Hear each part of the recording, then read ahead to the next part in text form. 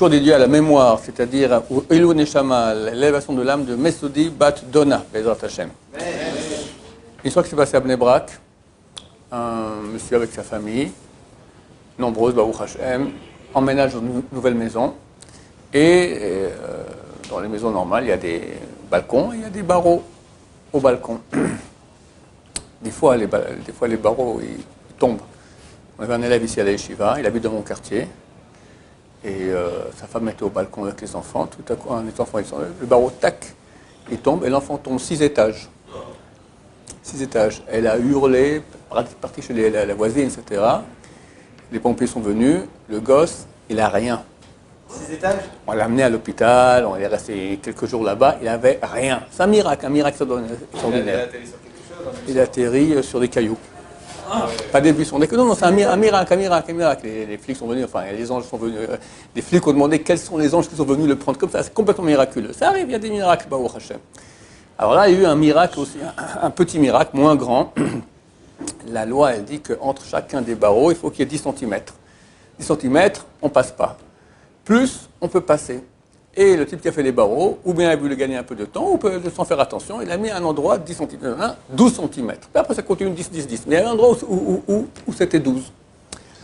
Et il y avait une période où il était en marloquette, en dispute avec un autre monsieur, et il s'essayait d'arriver à arranger, ça n'allait pas, etc.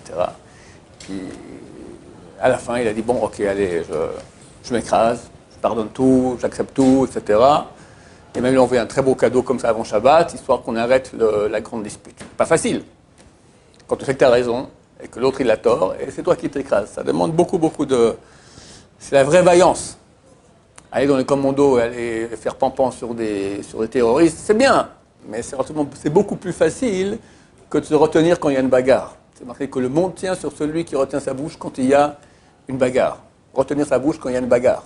Le monde tient, le monde entier, 8 milliards d'habitants. Tient sur lui.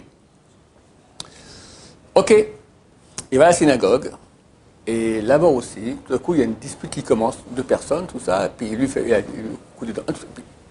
Il hésite à rentrer aussi, commencer à dire que l'un a tort, et l'autre. On fait une bagarre aussi à la synagogue, il s'est dit, allez, je m'écrase. Et il se retient très fort, parce qu'il avait envie de rentrer là-dedans, il savait très bien qu'il y avait des arguments à donner, il se retient aussi. Tov, il rentre à la maison, et là-bas, il voit qu'il y a un feu d'artifice, tout le monde entend, tous les qu'est-ce qui se passe? On a reçu notre fille en cadeau. Qu'est-ce qui s'est passé? La petite fille qui a 1 an, elle allait sur le rebord comme ça, la corniche du balcon près des barreaux, et hop, elle est passée justement dans les barreaux de 12 cm. Et truc, elle se retrouve en ciel et terre, comme ça. À ce moment, toute la famille faisait des télim. La veille de Shabbat, les femmes se mettent ensemble, elles disent télim, tout ça, elles disent remerciements à Hachem, etc. Et tout d'un coup, la fille de 16 ans a vu ça, elle hurle, elle va le prendre, hop, sauvé en dernière minute. Lui, c'est clair qu'il a fait le rapport entre les choses, que 2 fois durant la journée, il s'est écrasé, et c'était très dur pour lui. Mais il a dit, quelle souffrance j'aurais préféré, m'écraser dans ces 2 bagarres, ou me perdre ma fille? Qu'est-ce que vous pensez? C'est évident.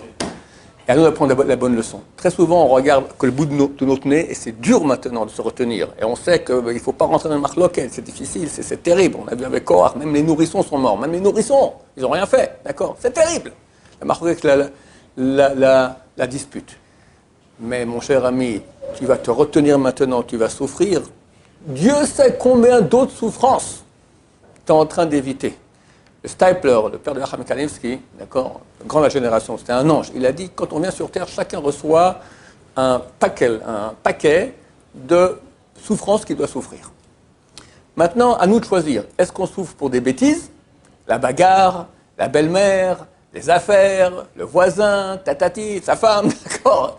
Et on se bagarre et on souffre pour ça. Ou là, on s'écrase. Et on reçoit beaucoup plus de mérite parce que on s'est retenu. On n'est pas rentré dans la bagarre. Quand quelqu'un se bagarre avec sa femme, elle lui fait la terre pendant 3 jours, et lui aussi, il est heureux, il souffre. Mais il ne s'est pas retenu. Donc, il souffre, mais en fait, il a un péché.